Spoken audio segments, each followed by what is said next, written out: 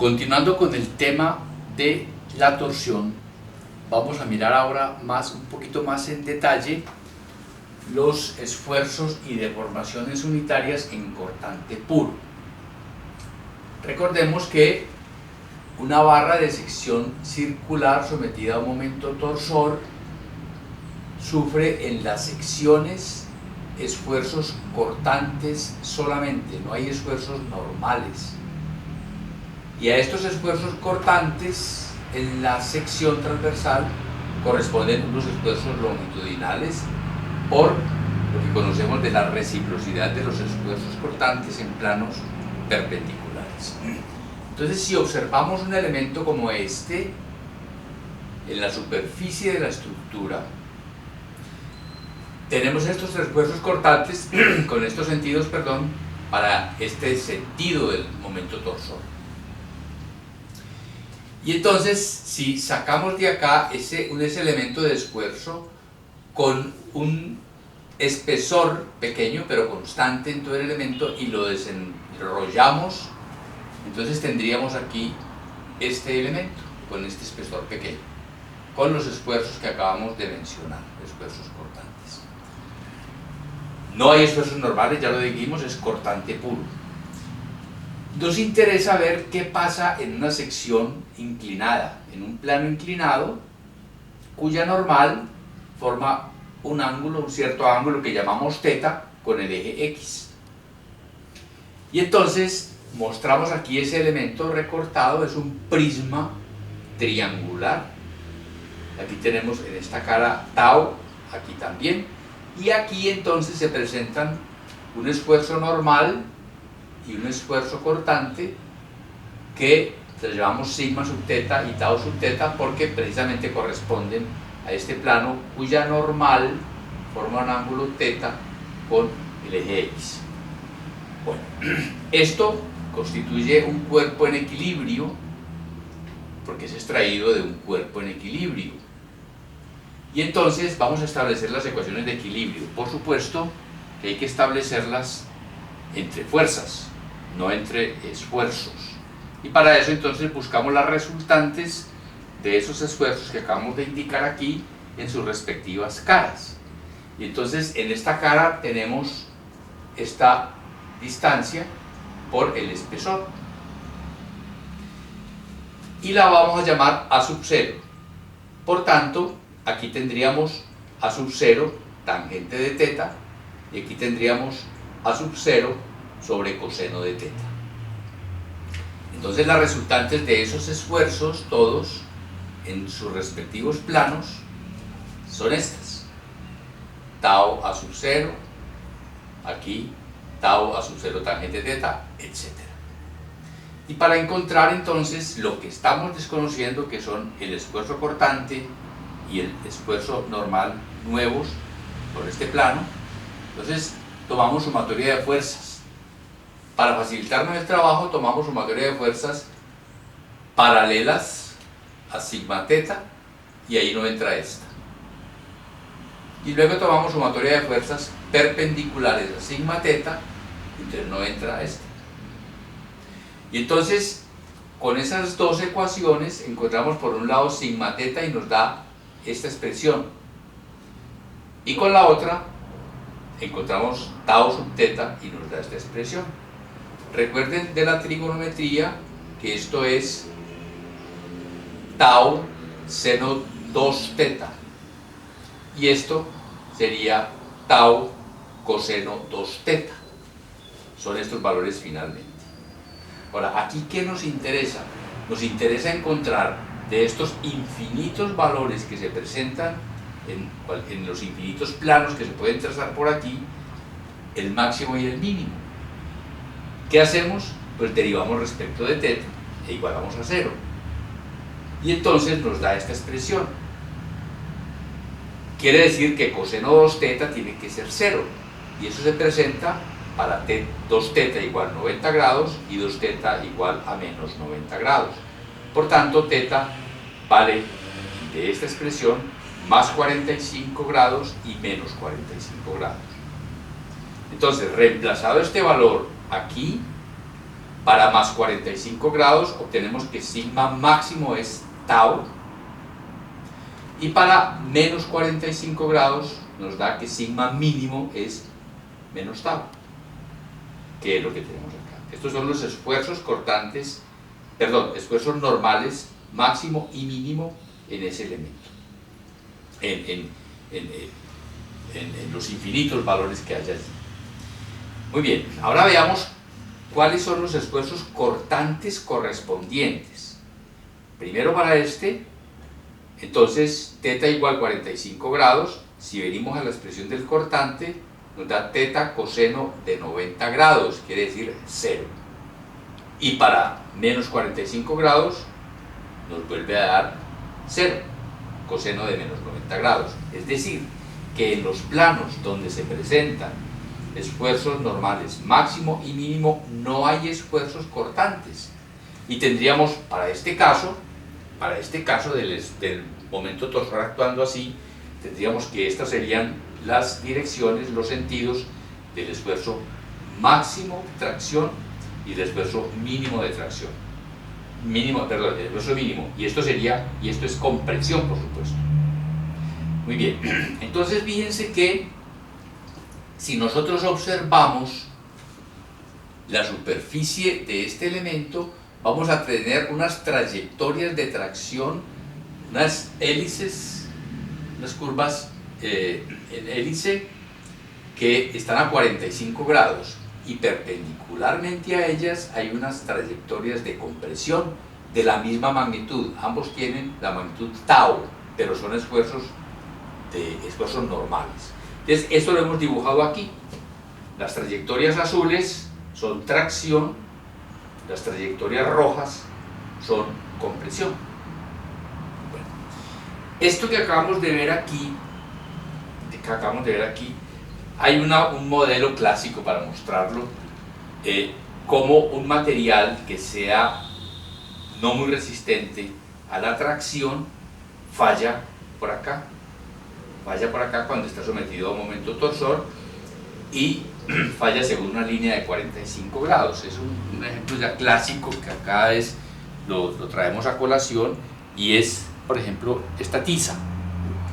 Entonces, ustedes ven que vamos a aplicarle solamente torsión. Tenemos que poner mucho cuidado en no aplicarle flexión porque se nos daña la pruebita. Entonces, voy a tratar de aplicarle solo torsión, y se torció así. Y ustedes observan bien, miren que está a 45 grados. Eso está a 45 grados. ¿Sí lo ven? Bueno, eso es clásico, y es una prueba experimental sencilla de la razón de ser, o sea, teoría y práctica visibles en ese caso. Muy bien, ahora veamos las deformaciones unitarias en cortante puro. Fíjense en lo siguiente. Esto que tenemos aquí es observando estos planos. Lo que tenemos aquí es observando estos planos a 45 grados, pero son dos miradas diferentes a un mismo fenómeno.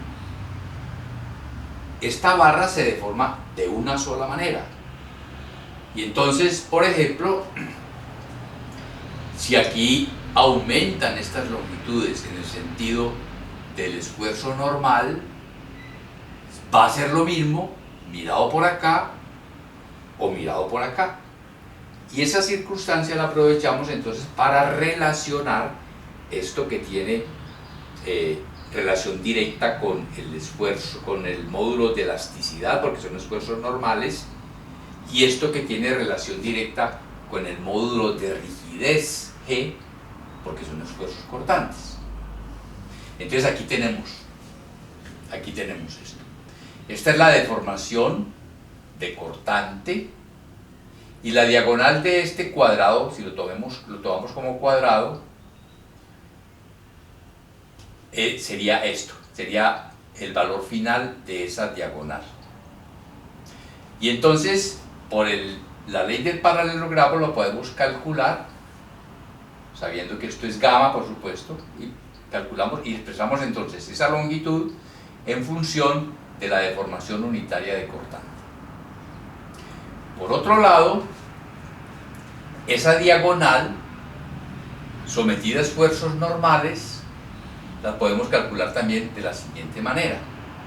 Y es, estos esfuerzos normales la alargan, ¿cierto? Aumentan esa longitud. Y estos esfuerzos normales de compresión por Poisson contribuyen a ese alargamiento también. O sea que ambos contribuyen, este directamente y este a través de Poisson. Y entonces, recordemos que esto que está aquí representado es esfuerzo normal, solo que tiene la misma magnitud del cortante. Y lo mismo aquí. Este es directo y este a través de Poisson. Entonces, esta es la expresión de la deformación unitaria por esfuerzo normal. Calculada entonces esta diagonal final por ese lado y calculado por este lado, podemos relacionar entonces deformación unitaria de cortante con deformación unitaria máxima por normal. Y eso llegamos a este valor. Ustedes lo pueden mirar en el libro, está bien desarrollado. Hagan el ejercicio de entender eso. Aquí pues hemos dado el lineamiento general. Y entonces encontramos, haciendo estas operaciones, que epsilon máximo es igual a gamma medios. Y entonces, teniendo en cuenta esta relación que tenemos aquí, igual entonces a gamma medios siendo gamma tau sobre g, entonces sacamos de aquí la relación que hay entre el módulo de rigidez, el módulo de elasticidad a través de Poisson.